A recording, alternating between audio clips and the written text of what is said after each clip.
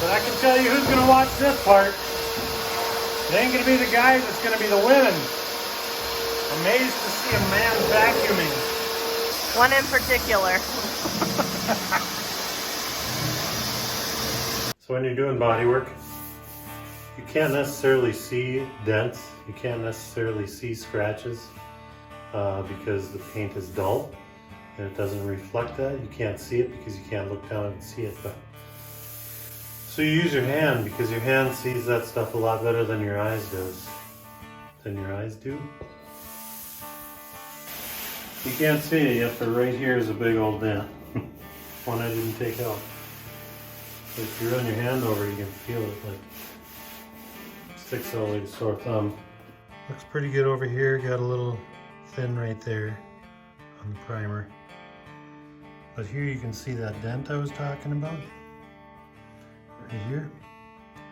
There's also a little one right there. Anyways, that'll show up in the paint and you'll be able to see it pretty well.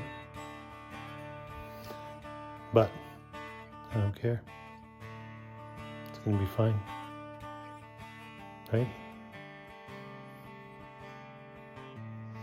So I used to paint houses for a living, and I did trim work. I did stain and varnish and enamel. And one of the things that I learned while I was doing that was how to sand with your ears.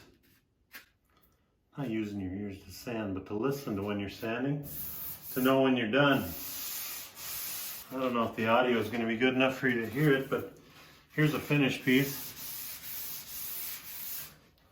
Here's an unfinished piece. Hear the difference? Completely different with auto body stuff, and you need to be a lot more fine about your sanding with auto body than you do with interior trim work, because a lot more shows up on this than it does in a house. You know what song I got stuck in my head? Sing it. Fancy Nancy. Ooh la la. It's because I got girls. I'll tell you what I want, what I really, really want. It's too late to be doing It's this. late. Oh, sick. So after you got the thing primed and sanded, you put a seal coat on right before you paint. I'm using Nason, which I guess is a lesser version of DuPont products, or the economy line, maybe they call it. On the can is the mix ratio, 4:1. What you gotta do is find the cleanest spot in the shop to set up to mix your paint. There, clean. That's where that belongs. That's where that goes. It's a water separator. Because when your air compressor runs, it makes moisture inside there. It condenses the moisture in there and puts it out the tube, sends it up in here, and then comes out the gun and wrecks your paint job. So you put a water separator on there or a water filter. Unless you got one of them fancy things that does it in line. I have a wrench sitting there. I swear I put it there. Somebody must have moved it. Yeah. Worst thing a guy can do is clean up his daggum shop. It's how rusty and dirty it is in here. I'll leave it there, because that's the way I'll know where it is. Should probably put some of that Teflon tape on here. But I cleaned my shop and I can't find it. Fill the water in there? Just after hooking it up.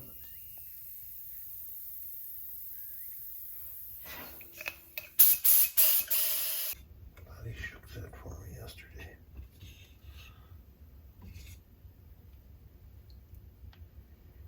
Well, that ain't no good. That's not what you want right there. It's not one you had sitting around? No. You bought it? Yep. And it's crap or what? No. It's been sitting a while. Just gotta stir it in. It's definitely not level.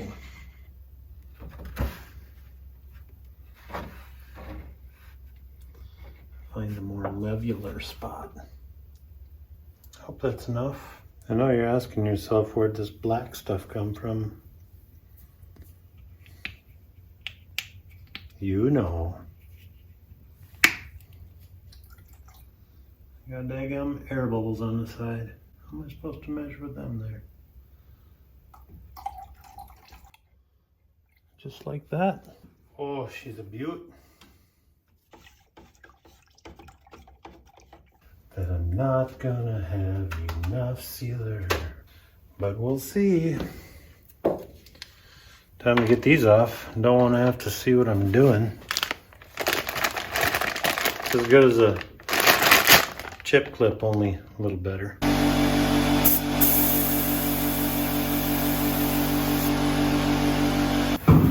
The nice thing is I don't have any dust on my pants at all.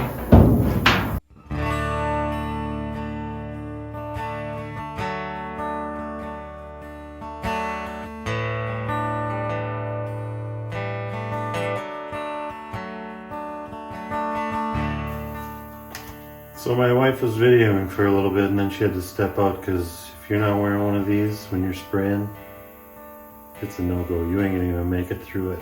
If you can, doesn't mean you're better off. So the point of a seal coat, which is this black layer, or it's a different color, it's your first coat to put an even color down, and then you put your top coat on and you don't have any inconsistencies that show through it. So the nice thing about putting a seal coat on was I could climb in the box and put it on that way. Now that I've got it on, I have to figure out how to put the top coat on without being in there. So I have to do it all from the outside. That'll be a challenge. See how it goes. So here's the product I'm using for the top coat. Since these old trucks were done in single stage, I'm gonna do the same thing this time. Another very important reason for a seal coat is that it helps the top coat adhere to the primer.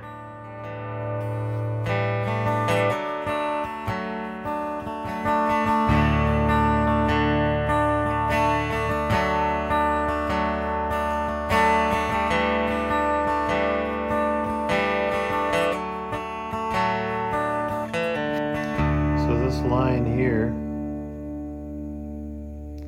and this line here are seams in the body and the panels. I filled it with a sealer, seam sealer, struck it off, finished it with paint thinner, clean up the edges.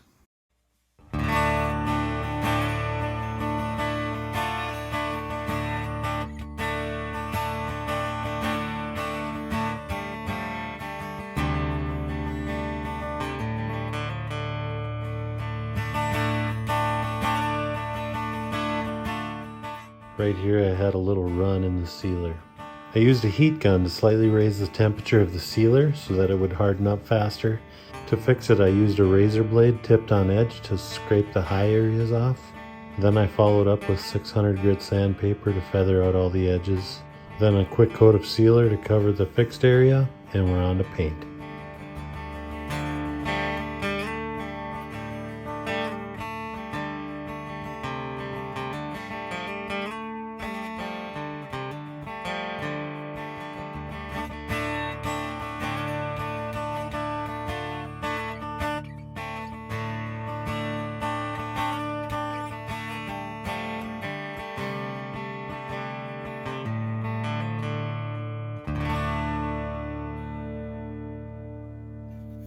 There's some pitting and some rust on here from the old box. You can use a really fine steel wool, rub it really gently, and a lot of that stuff will come off. Don't rub hard, it'll wreck the surface. You can get one of these polishing wheels anywhere at any auto parts store. Really cheap. Mount on your drill, works pretty good. I just like to dip a little on my finger, rub it on there.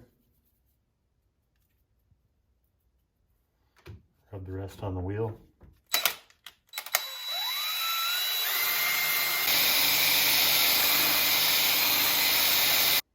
Polish this one already. This is what it looked like before. The black shines out. The aluminum gets a little cleaner, gets a little bit of the tarnish off. It'll look good.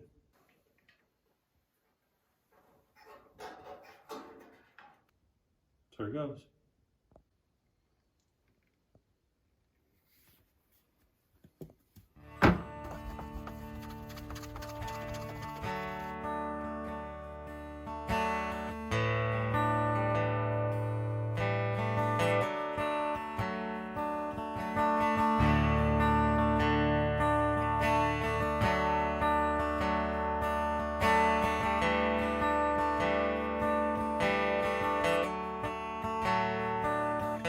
I'm about to install the trim over the bump on this.